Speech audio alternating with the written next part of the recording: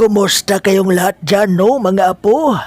At sa video natin ngayon ay pag-usapan naman natin kung ano ang mangyayari kapag hindi ka maniniwala kay Kristo Jesus bilang iyong tagapagligtas na siya lamang ang tunay na may kapangyarihang makapagbabago ng iyong buhay.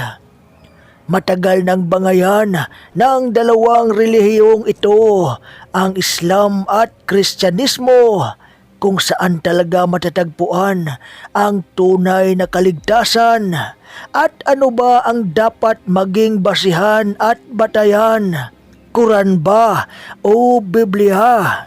Ang Quran at ang Biblia ay parehong itinuturing na banal na aklat sa Islam at Kristyanismo. Ngunit may malaking pagkakaiba sa kanilang pinagmulan. Ang Quran ay itinuturing ng mga Muslim bilang direktang salita ng Diyos na si Allah, na ipinapahayag naman nila kay Propeta Muhammad at ito'y sa wikang Arabic at sa pamamagitan ng anghel na si Jibril o Gabriel. Ito ay naipon at isinulat sa kasalukuyang anyo noong panahon ng unang mga kalip ng Islam. Samantalang ang Biblia naman ay binubuo ng lumang tipan at bagong tipan. Isinulat ito ng maraming iba't ibang may akda sa loob ng maraming siglo. Ang lumang tipan ay kinikilala rin ng mga Hudyo, habang ang bagong tipan ay naglalaman ng mga katuruan ni Jesus at mga sulat ng kanyang mga alagad.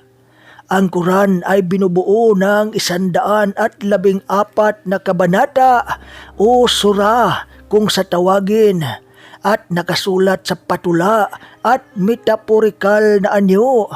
Maraming bahagi nito ang tumatalakay sa pagsamba sa Diyos, batas ng Islam, moralidad at mga kwento ng mga naunang propeta. Samantalang ang Biblia naman ay mas mahaba at mas detalyado. Ang lumang tipan ay naglalaman ng kasaysayan ng mga Israelita, batas ni Moises, mga hula at aklat ng karunungan. Ang bagong tipan ay tungkol sa buhay ni Jesus, kanyang mga turo at ang pagpalaganap ng Kristyanismo. Samantalang ang Quran ay kinikilala si Jesus bilang isang propeta lamang at hindi bilang anak ng Diyos. Naniniwala rin ang Islam na hindi siya ipinako sa krus, kundi inakyat siya ng Diyos sa langit. Samantalang ang Biblia ay itinuturing si Jesus bilang anak ng Diyos at ang tagapagligtas ng sanlibutan.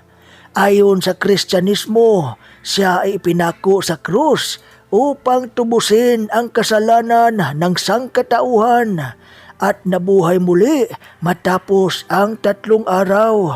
Ang paniniwala ng mga Muslim ay sintibay din ng kanilang isipan at sintatag ng kanilang pananampalataya na ang Diyos ay iisa lamang at iyon ay ang buhay na Diyos, ang dakilang Diyos Ama lamang, at wala siyang katulad, wala siyang kabahagi at walang anak. Dito na naging komplikado ang mga turo ng dalawang relihiyon na ito, ang Islam at Kristyanismo, pagdating sa usapin at pagkilala kay Jesus. Ang mga Muslim o Islam ay hindi naniniwala kay Jesus bilang anak ng Diyos, habang ang Kristyanismo naman, ang paniniwala nila ay si Jesus lang ang daan at ang tunay na kaligtasan. Siya ay ang anak ng Diyos Ama na binigyan ng karapatan para mamuno at iligtas ang buong sanlibutan. At ngayon, pansinin natin itong balita na kumakalat ngayon sa mga social media na sinasabing mahigit sa 4,000 Muslim ang nagpa-convert into Christianity. Ang tanong ngayon, bakit kaya? Ayon sa mga maraming Muslim na napanayam, mas nakita nila ang tunay na kahulugan ng kaligtasan matapos nilang makita sa kanilang visyon o panaginip ang liwanag na nagsasabi na si Jesus ay ang tunay na anak ng Diyos, ang kumilala sa Kanya bilang anak ng Diyos at tagapagligtas ay magkaroon ng buhay na walang hanggan. Nangyari ang malawakang krusada na ito kasabay ang pagtanggap ng maraming Muslim sa ating Panginoong Hesus bilang tunay na anak ng Diyos at siya lamang ang daan, ang katotohanan at ang buhay. At hindi lang yan, kahit sa bansang Iran na sinasabing most solid Islamic country ay nagkaroon din ng malawakang pagpa-convert into Christianity. Sinasabing mahigit sa 1 milyon ang tumatanggap sa ating Panginoong Hesus. Ginagawa ito ng mga Muslim ng patago dahil mahigpit itong ipinagbabawal ng gobyerno ng Iran. Marami ngayon ang mga moske o simbahan ng mga Muslim na nagsara.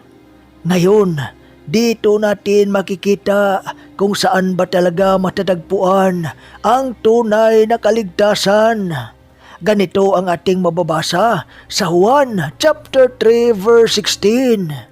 Sapagkat gayon na lamang ang pag-ibig ng Diyos sa sangkatauhan, kaya't ibinigay niya ang kanyang kaisa-isang anak upang ang sinumang sumampalataya sa kanya ay hindi mapapahamak, kundi magkaroon ng buhay na walang hanggan.